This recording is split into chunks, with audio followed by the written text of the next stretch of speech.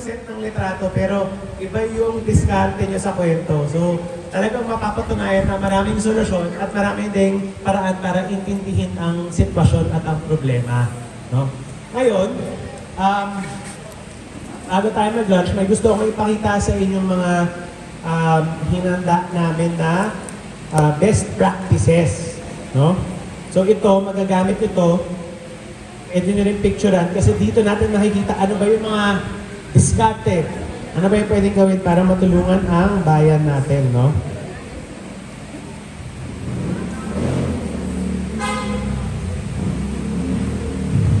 Ayan. Dito tayo sa EPR law.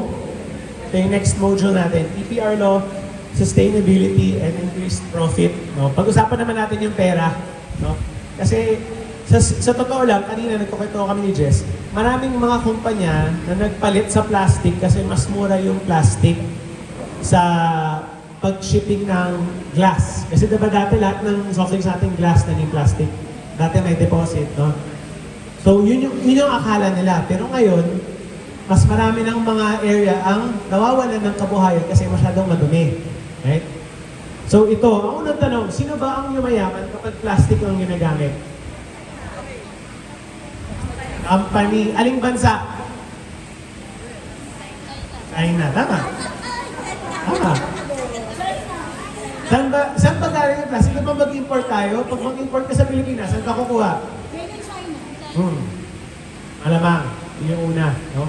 At ang mga foreign companies, no? Yun. Kapag dahon ang pwedeng gamitin, may madiskarte. So may tatlo akong nahanap na pwedeng gamitin, no? Yung saging, nasabi kanina, dahon ng coconut tree, tapos yung ginagamit ng katutubo sa Zambales, tsaka ginagamit sa Negros, bilwa. Ito, yung laki ng dahon na yun. Punong kahoy yun eh. Meron ata kayo dito sa may Haibanga. Paano ba tawag dito? Pero, ayun, meron pa ba kayong alam na dahon na pwedeng gamitin? Ano pa? Talisay. Actually, malaki din yung talisay. Gabi, pwede rin, tama. Gabi at talisay, maganda yun ah. Isusulat ko na yun. Kasi maganda yung isa na. Tama yung talisay, pwede naman. Kasi malaki-laki din siya. Diba? Alam nyo ba yung dahon ng mangga, pwede nyo ibalot, ibalot sa karne, tapos i-deep fry nyo. Pwede na yun. Dahon ng mangga, yung murang dahon, kinakain nyo. Oh. Sarap yun. Pwede yung dahon ng mangga. No? At syempre, ang makikinabang dyan, ang bansa natin, ang mga magsasaka natin. Diba? So pwede siyang inegosyo. Diba? Alam niyo po yung restaurant na binalot? Diba? Nakabalot sa Alam niyo, sobrang daming nakikinabang sa banana leaf na balot niya. Laki ng kita doon. Yeah. So ito naman, mga best practice stories, no? So siguro, pagdating sa turismo, dapat, pagdating ng bisita, dapat alaga, di ba? Yun yung kultura. Tayo pa naman Pilipino, maalaga tayo. So minsan, ang nakikita ko, yung kalikasan, kawawa dahil sa kultura natin. No? So, sabi kong kultura, kasi ang ibig para sa akin, hindi naman natin kulturang makasira ng kalikasan. Hindi lang natin napagplanuhan ng tama. No? Yun yung para sa akin. So, magpapakita ako ng mga halimbawa. Ito, mga real life examples to. Ito, customer namin to. Magpapatour siya sa isang maliit na bayan na walang recycling. No? Tapos, ang requirement niya, itong mga plastic na to. Tissue, individually wrapped. Face mask, individually wrapped. Alcohol, 100 ml, naka-plastic yan. Sandwich, in plastic daw, kasi nasa bus kami. Bag of chips in plastic. Take out rice meal in styrofoam or plastic container. Bottled water, plastic 2 pieces. Mamon, na snack in plastic ulit. Ang dami. Daming plastic. Saan namin tatapon? Oo, naman yung bayan na yun. Diba? So, kinausap namin yung customer, paliwanag. Kung anong pinaliwanag sa inyo kanina. Ito yung naging counter namin. Ma'am, pwede ba yung tissue, may malaking box na lang kami para pag kailangan nyo, humingi kayo. Pangalawa, yung face mask, pwede bang bibili na lang kami isang box? Pag kailangan mo, kunin mo. Pag di mo kailangan mo, humingi. Pangatlo, yung alcohol dispenser na lang po. Pag kailangan lang. Pang-apat, yung sandwich, pwede bang tissue na lang, tapos meron kami magandang bread basket. May tray. Kumayag. Pang-lima, wag na chips, suman na lang tayo. No? Pang-anim, yung take-out, gumawa na lang kami ng bakunan, ibalik na lang yung bakunan. No? Pero sa totoo lang, yung iba, ayaw na lang ibalik yung bakunan. Inuwi. So, charge na lang sa customer. No? Tapos, bottled water, sabi niyo, ma'am, magdala na lang sa mga tumbler, may dispenser kami na may yelo. At huli, mamon in plastic, ma'am, mamon na lang in box ulit, no? Para mabawas yung plastic. Ito yung nagawa namin. Kasi itong take out rice meal and styro, 3 pieces yan kasi may spoon and fork ka pa diba? So dahil dyan, yung sa ginawa namin, 1,320 pieces of plastic yung nabawas. 40 packs lang yan pero 1,000 plus pieces of plastic na yan in 3 days. Ang dami. Yan yung unang example. Pangalawa, mag-beach cleanup daw sila. Magpupulot daw sila ng basura. Pero tingnan mo naman yung hiningi na ng pagkain. Tissue, individually wrapped, may plastic. Alcohol, 100 ml, may plastic. Sandwich ulit, chips. Tapos naka-take out na kain ulit. Bottled water, tapos kape daw. Pakape naman daw sa umaga. Naka-styro o plastic cup. Ito yung daming plastic. So ito ang counter namin. Ma'am, tissue station na lang. Pangalawa, ma'am, may banyo naman doon. Lalagyan namin ng maraming sabon. Okay lang, gumagana naman yung gripo. Pangatlo, yung sandwich, naka-sandwich bag, naka-basket. Yung chips, ginawang suman ulit. Yung take-out, may bento ulit. Binalik naman lahat, salamat. Yung tubig, tumbler na lang. Tapos yung huli, coffee station. So bumili na lang kami ng mga mug. No? Kami namang mugs dyan, ibalik na lang nila. Or magdala sila tumbler. So ito, 100 packs kasi sila. Ang naiwasan, 1,000 pieces ng plastic. Isang event lang yon, no? Pangatlo, team building daw sa my farm forest area. Uso to ngayon, mga team building, no? Lalo na sa Lamesa Eco Park at kung saan pa. Ganun ulit, ang daming hiningi, no? Na plastic. Ang sagot namin, ito, tissue station, soap and bathroom, suman ulit, boodle fight naman ang offer namin. Pwede naman kayo pa-boodle fight, diba? Madali lang.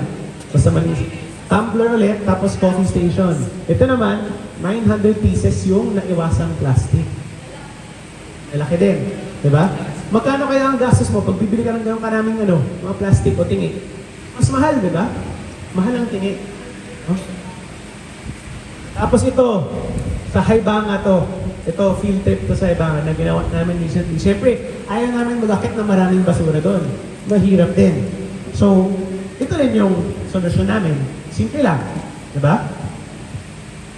So, itong mga halimbawang to, pinakita ko sa inyo na ganyan, para kapag kayo may bisita o halimbawa magpa-reserve, magpa-catering, magpa-picnic, kung ano man, may halimbawa kayo na pwede nyo tignan, may código ba? Diba? So, 4 na event. 270 people, 4,000 pieces of plastic ang naiwasan. Kung ikikiluhin mo yan, mga 250 kilos of plastic din yan. Malaki-laki din yan. Oh? So, yan ang kayang gawin ng turismo, ng lahat ng tao dito. Kaya natin gawin yan. No? At simple lang. No? Tapos, ito na. So, may activity ulit tayo. No? At pinicturean ko to kasi ito standard to sa mga hotel. Diba? Pagpasok mo, kulang ka lang yung 2 bote ng tubig, diba? Gusto ko sana isulat nyo, kung meron man, kasi baka yung ilan ang alam ko, yung ilan dito baka wala ng basura eh. Pakisulat lahat ng plastic na nagagamit sa operation nyo. Makisulat nyo lang para alam nyo, kasi kung may babaguhin kayo, kailangan alam nyo kung saan kayo nagsisimula. So pwede nyo bang isulat sa papel, sa notebook nyo, o pwede sa cellphone nyo, ano yung mga plastic na gamit nyo. No? So bigyan ko kayo ng 3 minuto. Ay lang, sulat nyo lang. No? Gamit sa operations nyo. Sa operations ng resort or resort, mga 2,000 pesos ang nagagastos nila sa lubok kapag nag-overnight sila. Pero lunch hanggang lunch. No? Siyempre may mataas, may mababa. No? Ngayon, ito yung plastic waste arrivals per visitor. Ang estimate ko, kung mga 300,000 yung bisita nyo, ang darating na pieces of plastic ay 1.68 million. Saan kaya pupunta ang 1.68 million pieces of plastic? No? Kasi ito, may nag-instant coffee, may stock sila papunta, so nasa kotse, tinapon lang dito, may bag of chips ulit, o cake, tapos isang bote ng inumin, sa gabi isang bote ulit, overnight, yung disposable toothpaste, yung disposable na sabon, yung toothpaste tube, dyan nang gagaling, di ba? Yung mga basura. Tapos inom ulit, kape ulit, no? Dami. So, per person, mga 5 to 6 pieces of plastic per person ang papasok sa bayan nyo. Ang tanong, saan nyo gustong pumunta yung plastic na yun? O gusto nyo bang mabawasan yun? No?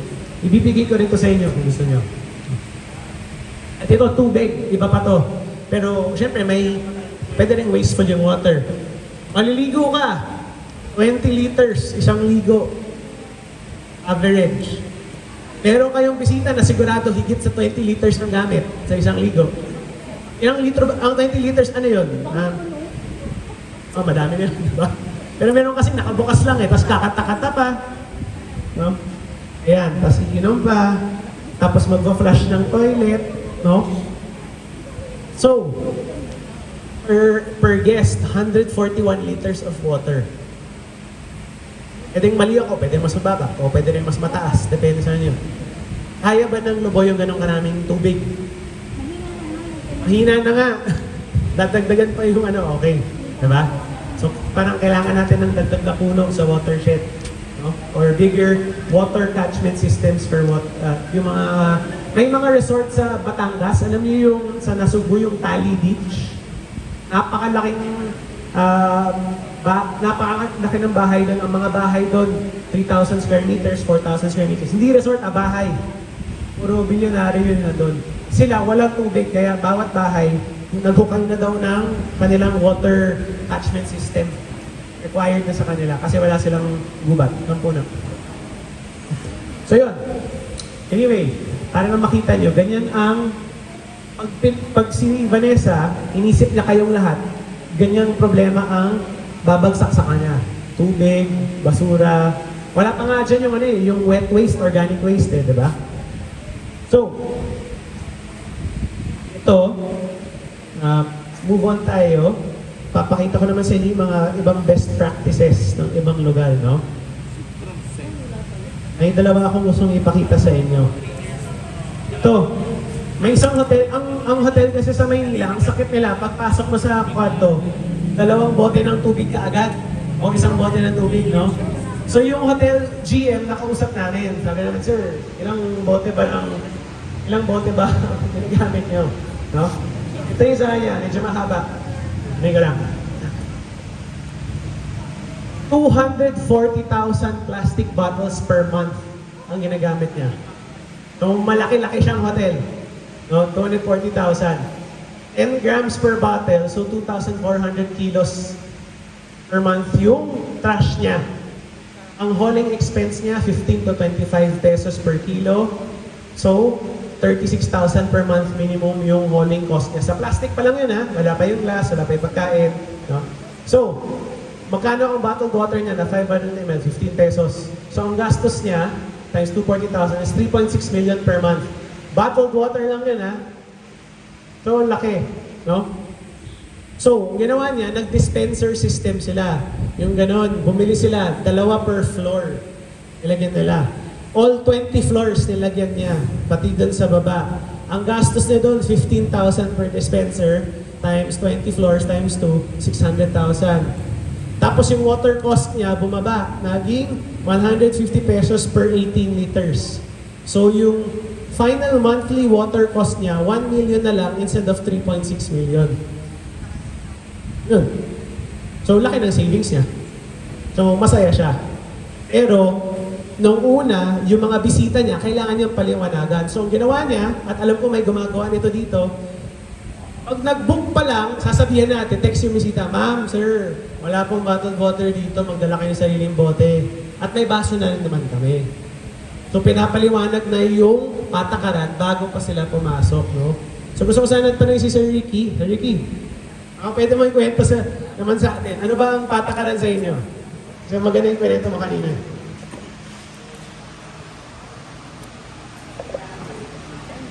Ako po si MB Santiago na caretaker ng Montana Musical. Yung ginagawa lang namin, pagka may bisita, pinadala na lang namin sila ng yung ilulutuin lang nila. Yung mga baso, kutsara, dito, hindi na namin sila pinagdadala kasi hindi na kami. To set na. Kung sakali man may kasunod sila, ang ginagawa namin, yung isang set ng itatabi na namin yung malinis sila, ilalagay namin. Para wala na kami masyadong basura. Yan ang ginagawa namin. Takbak naman tayo para kay Sir. Alam yun, kasi nakaka-relate ako, may experience ko rin yung magkaroon ng resort, no?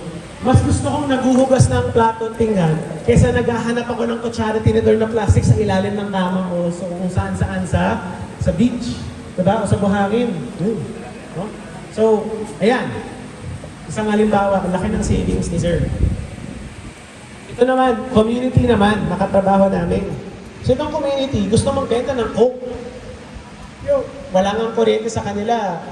Magbibenta silang Coke, di saan mapunta yung plastic, gano'n, dami-dami.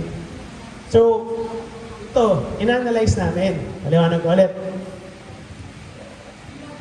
Coke, 15 pesos per 1 bottle. Reset nila, 25. Profit, 10 pesos. Pero mas mababa pa yun kasi mamumuhunan pa sila ng yelo. No? So ito yung profit nila per month. Sabi namin, uy, magkalamansi juice na lang kayo. Kasi pag nandyan na, kung anong meron kayong matamis, kukunin niya ng bisita, basta matamis. Okay yan. So pumayag sila, tinanggal yung Coke, kalamansi lang. Magkano ang cost? 9 pesos lang. Reselling 25, profit 16. Tumaas ng 60% yung kita nila. Tapos, yung kalamansi, bili pa na sa farmer dyan. So, may dagdag kita pa. Versus, kung Coke, ang kumita lang abroad. Diba? Hindi naman Filipino company yung Coca-Cola. No? So, hindi naman sa galit ako sa Coke. Pero gusto ko lang ipakita na kung kailangan yung magbenta ng inumin para yung bisita matuwa, ang kailangan lang naman, matamis at malamig. Kukunin nila yan. No? Sigurado yan. At ang bisita ngayon, gusto nila yung hindi natitikman sa syudad. So, hindi mo yung wala sa kanila. No? Okay? So, ito, dalawang halimbawa lang to na pwede nyong gayahin o gawin. No? Meron ba tayong mga tanong? Meron ba dito may sistema na sa kanilang resort or restaurant na gustong mag-share? Tulad ni si Ricky. Meron ba? Sige, share kayo.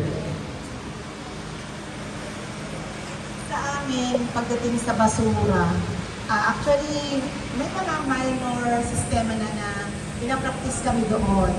Like, yung water, although hindi 100% yung mga guests ay nagdadala ng tumblers, pero nalilimitahan kasi meron na kami 4 units of water dispenser para magamit nila as source ng kanilang refill ng kanilang tumblers. So, isa yon.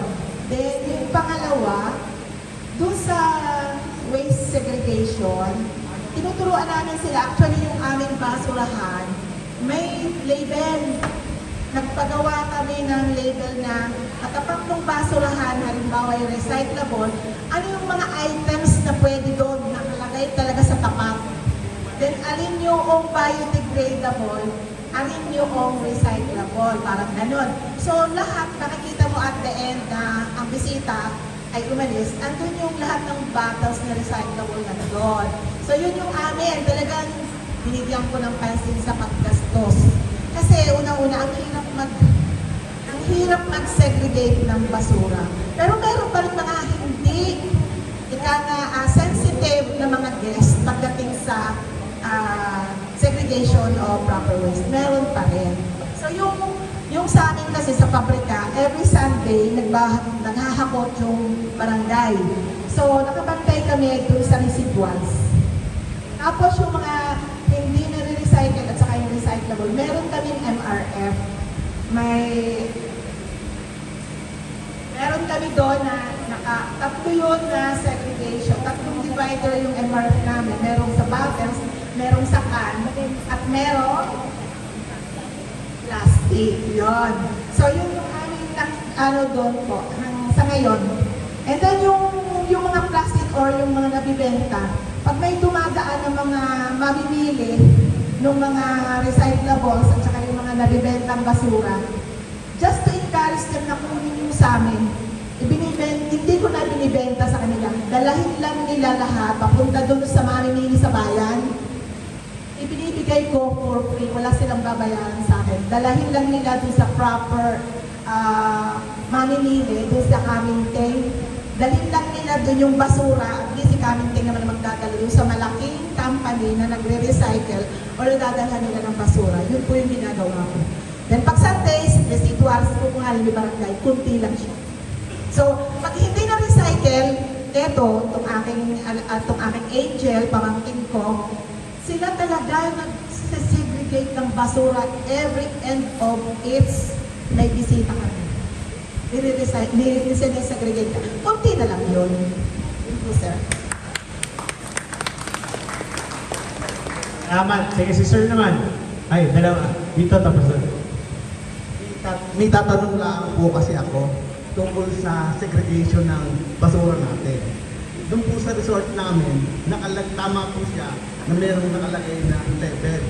Pero yung mga guests ay napakatigas ang ulo. Hindi nila alam kung paano itatapon. Yung po talaga ang problema. Pinagigyan po namin talaga ng segregation. Pero yung ano lang ang tapon ng basa, lasing. Hindi natin may iwasan yun. Tapos sila, tapos. So, ang nangyayari po ito sa amin ay sama-sama na rin ang nangyayari. Yung po ang aking problema doon sa Lawas Society. Salamat sa Sir, siguro ang best practice lang na nakita ko doon, ang ibang resort or kahit nature park, pagpasok may video. Tapos sa video nandun. And then sa dulo nakalagay, pag nahuli ka, may penalty. Yun yung nakita kong best practice na private. Oo. Yun. Oo. Sige po. Nandito po ang representative ni Menro. Let me clarify. Sa Menro po ba, di ba meron tayong penalty para sa mga mahuhuli na nagtatapon? Pwede ba yung i-implement sa mga resort?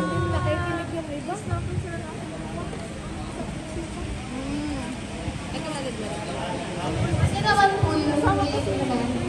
Kasi mga tao po, hindi po talaga sila sumusunod sa mga tamang pagtalapi ng basura. So, mas maganda po, parang pag nakita niyo po sila hindi nagtatapon ng ayos ng basura, pwede niyo po silang multahan. Pwede naman po siguro. Siguro, baka kailangan na Hindi ko What I mean to say is through Menro. Kasi kayo yung may authority na sige. Later po, dadating si Engineer Rico, yung ating pong Menro. We'll park the question para ma-answer po later.